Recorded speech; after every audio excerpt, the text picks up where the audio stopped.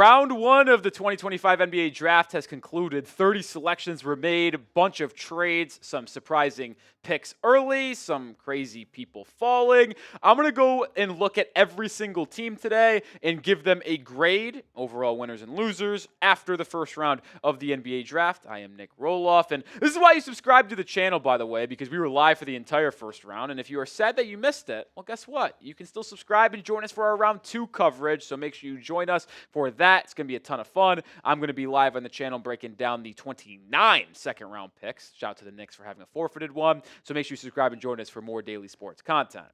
We're going to go alphabetical order here. We'll start with the Atlanta Hawks, and I'll give them an A- in this draft.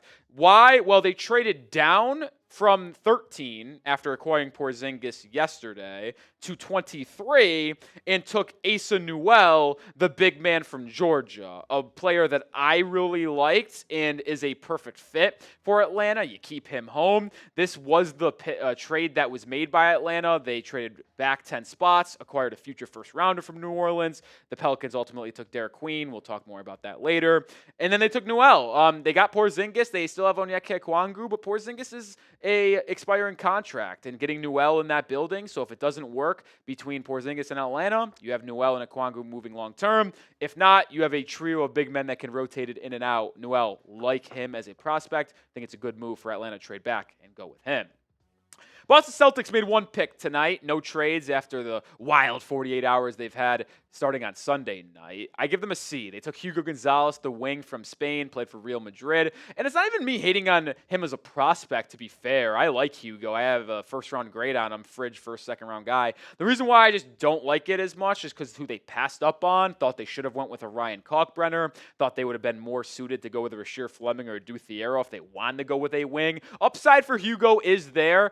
I just prefer some other prospects, which is why I gave it the grade that they got. The Brooklyn Nets get a C+ from me. They made 5 picks, made NBA history with the amount of selections in this first round. I think they got off to a hot start. I know a lot of people were a little bit like, whoa, they went with Igor Demen, 8 overall. I had Demen as a top 10 prospect in this draft. I was a big fan of his playmaking at his size. The issue I have with their draft is that they just took a gazillion guards. They took Nolan Traore at 19. I do like his upside, really quick first step, one of the best playmaking guards in this entire draft. And I don't mind the Drake Powell pick. The one that really throws it off for me is Ben Seraph at 26. If you already took Demen and Traore, why take Seraph? I thought they would have been more suited to go with a wing, whether it's a Fleming or a Thiero that I just mentioned, that would have been really good fits in Brooklyn, but they took a guard at 26, which felt like a misuse of assets. Now, they did round out their draft by going with Danny Wolf, who I do like, and I like Demen. I like Danny Wolf. Thought if they wanted to go with another point guard, they maybe should have went with Yaka Chonas at 19. Then they take Seraph, maybe reaching on Drake Powell a little bit.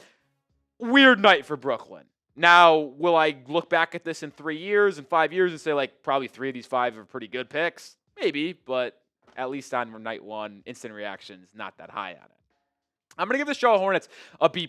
I like the pick for Kon Knueppel at 4. He just fits LaMelo Ball and Brandon Miller so well, and they were the worst shooting team from the perimeter last season on effective field goal percentage. Knueppel will fix that. They also traded Mark Williams tonight, getting the 29th pick and then getting a future first-round pick as well for Williams, who clearly wasn't in their long-term plans.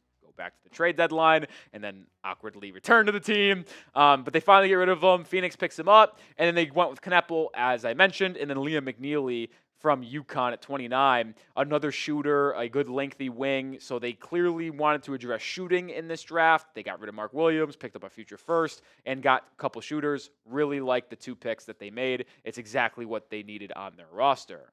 All right, I'm giving grades for every pick. I want you to shout out your team and then grade their drafts. I know it's hard to say all that because there's a lot of different teams, but this is our pinned comment on today's show. So if you get hit with a YouTube ad break, scroll down, let it play, and answer the question. Comment your favorite team and say what draft grade you gave them. Moving over to the Chicago Bulls, I'm going to give a B-. They stood pat at 12 and went with Noah Senge.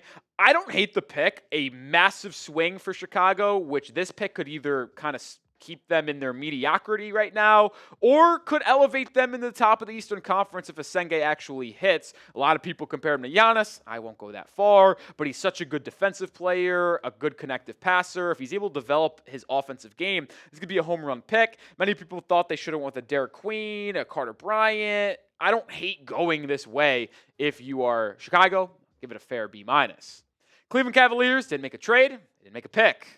Give it an NA. That's what we're doing if you didn't make a move today. Mavericks, we're not going to talk about it. They got lucky, got the number 1 overall pick in Cooper Flagg. I mean, you get an A+. Like, you got an A+ a month and a half ago when you got the number 1 pick. Not going to talk about this a lot. They didn't make another move. Thought they might have traded back into the first round. Ultimately, didn't. Denver didn't make a trade, didn't make a pick. So they get an NA. Same can be said about the Detroit Pistons. Thought, what if they got aggressive? Tried to add to their young core. They didn't. They get an NA. Golden State Warriors didn't make a move. NA. You know who else didn't make a move? Houston Rockets. They made their big move. They got Kevin Durant. NA. Indiana Pacers. They didn't make a move. NA. They traded their pick. And probably did the right thing anyway. All right, the Clippers made a move. They drafted at the 30th overall spot. I give it a D+. And I know it's kind of crazy to say that a 30th overall pick gets a D+, but they went with Yannick Niederhauser, the German big man who played for Penn State last year. And although he does a lot of good things, super athletic, solid offensive rebounder, okay rim protector, and they did need a backup big to Ivica Zubac. If they were planning on going big man, why didn't they go with Maxime Reynal from Stanford or Ryan Kalkbrenner from Creighton? I really also like the potential fit of Rasheer Fleming, Noah Penda, or Adu Thiero for them to learn underneath Kawhi Leonard as defensive athletic wings. So to me, I feel like they misused this asset. I don't hate Niederhauser, and it was a need for LA. Thought there were better options at that need, and also if they want to take a higher swing with one of those wings, I thought that would have been probably better well-suited for that Clippers team.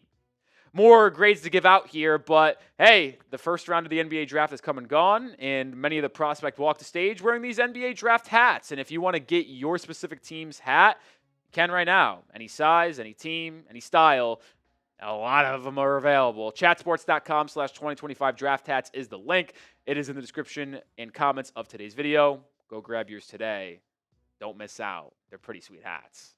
Lakers didn't make a move. A lot of buzz around them trading for Andrew Wiggins. We'll see if they ultimately do that. But they didn't make a move on night one, so they get an NA. The Grizzlies made a pretty aggressive move, if we're going to be honest. They traded up from their 16th overall pick that they got in the Desmond Bane trade with the Orlando Magic to get that 11th overall spot, which was originally owned by the Blazers, and they went with Cedric Howard. I really like Cedric Howard.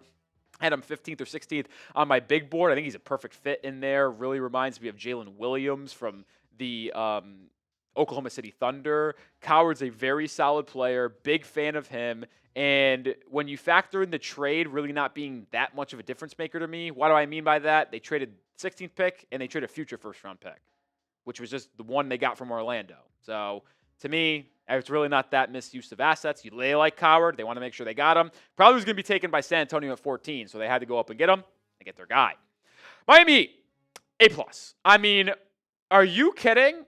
I have Kasparas Jakučionis as my 6th overall player on my board, the 3rd overall pure point guard behind Dylan Harper and Jeremiah Fears. The biggest need for the Miami Heat was a pure point guard to play make for Kelaware and Bam, and to find a true backcourt partner in the future for Tyler Hero. You might question his athleticism, his turnover percentage, and his worthiness of being someone who turns the ball over so much, but you can't argue with the value Miami got here. I think if you told Heat fans that they got Jakučionis at pick 20, they would say, are you serious? What world am I living in? And for that reason, it gets them an A+ in my book. Can argue that they are the biggest winner in round one for having Jakučionis slide to them at that 20th overall spot. If you don't include the Cooper Flagg pick, can argue that was the best pick in the draft. So let me know who your biggest winner was. I would argue the Heat are one of them, but let me know yours down below. Milwaukee Bucks did not make a move today, so they get an NA. The Timberwolves get D-. I just don't know what they're thinking, if I'm going to be completely frank. Listen, could put egg on my face, sure. They went with Johan Berenger, the center from France, and yeah, he's very raw. He's only played basketball for 4 or 5 years, and he could grow into being a good backup center and replacement of Rudy Gobert, another Frenchman center. But if I was going to go center for them, I would have preferred Asen Noel, would have preferred Danny Wolf, Would have preferred players that are still on the board like Kalkbrenner or Maxime right now. I just am not the biggest Baron J fan, and I thought this was a misuse of asset for them at the 17th spot. They also could have used a point guard to complement Anthony Edwards, and there was a lot of them on the board still, like Clayton, like Traore, like Yakachonis, and others, so I'm a little shocked by this pick, if I'm going to be honest. Pelicans are going to get an A in my book. They knocked it out of the park. I honestly thought about giving them an A+, but they did have to trade up in the draft. They started with the 7th overall pick, right? They took Jeremiah Fears from Oklahoma, one of my favorite players. He was my 5th overall player in the class, and he was my second true point guard just behind Dylan Harper. Then they traded up from 23, sent a future first-round pick in 26 to get that 13th overall spot where they took Derek Queen. Well, Derek Queen was my second best center in this class out of Maryland, and he was my 11th overall player. So you're telling me the Pelicans get my second point guard, my second big man at pick 7 and pick 13. Yeah, you complement that with DeJounte Murray coming back from injury, Herb Jones, Trey Murphy, Zion if they stay put. You still have Yves Missi. You're starting to see a really solid core take form in New Orleans. Really like what they did in this draft. A for me. Knicks didn't make a move on night 1. They do hold a second-round pick, but nothing here, so they get an NA. Let's move over to the Oklahoma City Thunder. I mean, the rich just get richer. Do they not? It's just absolutely ridiculous. They had 2 picks in this draft. They made one of them. They traded the other. We'll start with the trade they made with the Sacramento Kings. They traded that pick and then got a 2027 first-round pick that was top 16 protected. Now, I will say this. If I was OKC, I would have stayed and made this pick because the Kings ultimately went with Nick Clifford. We'll talk a little bit more about him here in a second. But they still get an A- because they get a future first-round pick, and they got one of my favorite players in the draft, Thomas Sorber. I had him as my 12th or 13th highest player. I think 13th player in this draft, just behind Ace Bailey. I think he's the perfect fit. I said this consistently that this would be a great fit. 6'10", 7'6" wingspan, excellent rim protector, great rebounder, defensive menace, and with them likely needing to get a backup big or a big to play alongside Chet Holmgren in a couple of years once Hartenstein's contract runs out and they can't pay him $30 million on a new deal like he has right now, they just have Sorber waiting in the wings. I mean, Sam Presti makes the right picks, it feels like almost all the time, and Sorber is going to be another one. I think we look back at 2 or 3 years and it's like, damn, we really let OKC come off a championship and get him? Damn, what are we thinking? Magic get an A-. They traded their 16th pick for Desmond Bane. They still had number 25, and they got Jace Richardson from Michigan State. Richardson was 20th on my board, so good value here for Orlando. But the reason why I like this pick for them is they needed perimeter shooting in secondary ball handling and bench scoring. Richardson came off the bench for most of the year at Michigan State. He shot 41.5% from 3 for the Spartans last season and could fill that void that Cole Anthony left as he was shipped off to Memphis in that Desmond Bane deal. High feel, good defender, just is the antithesis of, is that the right word? Is antithesis opposite? I don't know. It's a great pick for the Orlando Magic, and he's going to fill in very, very well in that scheme. Sixers, they had 1 pick. That's all they did. They have an early pick in round 2. We'll see what they do there. But they took VJ Edgecombe, which I give it a B+. He was my 3rd best player in the draft. I've been pounding my fist on the table for them to go with Edgecombe over an Ace Bailey and others. So to me, this fits in really well with Daryl Morey's building. He is perfect next to Tyrese Maxey. Jared McCain comes off the bench now. VJ to Philly. I like it. Phoenix Suns get a B+. So they ultimately got the 10th pick, obviously, in that KD trade. They had a player fall into their laps, but they also traded for Mark Williams. And I do think you could argue that this is a little too much for Mark Williams, but I'm also willing to bet the draft picks aren't going to be that good. What do I mean by this? 29th overall pick this year, obviously went to Charlotte. 2029 first. That is the worst pick out of Minnesota, Utah, and Cleveland. Willing to bet that the worst pick out of those 3 is in the mid-20s. So you're giving up basically 2 picks in the mid-20s to late 20s for Mark Williams, a player that Phoenix is clearly in on, and they wanted to just upgrade their center rotation to a maximum degree because they get Mark Williams, and they also take Kaman Malawach, the big man from Duke, who I had as my 8th overall player in this draft, number 1 big man, and now you just have a revamped center rotation to help complement the backcourt of Jalen Green, of Devin Booker, of Bradley Beal at this point. I think it's a home run pick for Phoenix. If you told Suns fans they got Malawach before the day, they would be doing a truffle shuffle across the streets, but they also land Mark Williams. It's a pretty good night if you're a Phoenix Suns fan. Portland Trailblazers, give them an F. I mean, what are they doing? Seriously. And I can argue, okay, they got 2 second-round picks and a future pick in 2028 via Orlando for the 11th spot. But, like, Hanson Yang at 16? And this isn't disrespectful to Hanson Yang because I think he's a fine player. I had him at number 38 on my big board. Yes, he's a massive human being. He's got great playmaking feel, a great finisher, but he's never shown the ability to space the floor. Another reason why I hate the pick. They took Donovan Clingan last year in the first round. They still have DeAndre Ayton. What is their plan? I thought they were going to lean into wing defense, and there was other players on the board for them that I thought would have been better. I just don't think Hanson Yang would have went in the first round if the Blazers didn't take him at 16. So it's kind of like, what the F are you doing? Sure, you trade back, but if you told Blazers fans that they could trade back with that deal and take Hanson Yang or stay at 11 and go with a better center like Derek Queen or like Thomas Sorber, I think Blazers fans probably would agree with me. Joe Cronin, what are you doing, brother? Sacramento Kings get an A-. They traded up in the draft with that OKC. They sent that 2027 first-round pick, top 16 protected, to get this spot, and they went with a player that I absolutely love. They took Nic Clifford, and I just can't be upset with this move. And I actually was getting upset at OKC for being able to land Sorber and Nic Clifford in the same draft. Nic was a top half player in this draft, in my opinion. I had him as my 15th overall player. Just does it all at an extremely high level. He is going to be a day one contributor for Sacramento. Fans of the Kings should be really happy with this pick. Wonder what this means, though, for the future of a Devin Carter, because this could be Clifford taking his role. You talk about DeMar DeRozan. A lot of things up in the air with Sacramento, but this is a great trade and great pick if I am the Kings. Spurs get A+. Dylan Harper, home run pick. Number one caliber level player, in my opinion, in this draft. But then they also get Carter Bryant at 14. Like, are you kidding me? I couldn't be more excited for the Spurs. I also couldn't be more terrified of the Spurs long term because you now have a young core of Dylan Harper, Stephon Castle, Carter Bryant, Devin Vassell, Victor Wembanyama. Are you shitting me? Carter Bryant's one of the best defensive players in his class. He fits in perfectly for that defense coming off of the bench. Toronto Raptors get a C+ in my book. They took Colin Murray-Boyles at number 9, and I originally was kind of in on it, to be honest, and then after more thinking, I was not sold because Murray-Boyles is arguably the best defensive player in the draft. Yeah, I agree with that, but I don't think the fit's there. Like him and Scotty Barnes do a lot of the same things. Yeah, I'll be honest. Scotty is a point forward. Colin Murray-Boyles could be argued as a half-court point forward.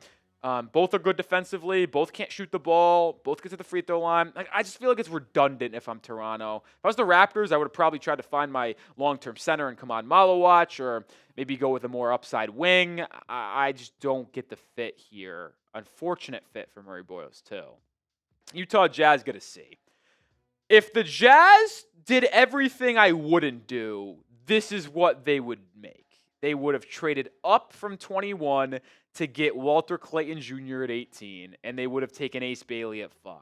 Bailey, I am very much out on. 12th overall player on my board. Physical tools and his upside is second to none in this draft. No question about it, but just hate his mental makeup, hate his kind of way he went about this pre-draft process. I'm out on Clayton Jr.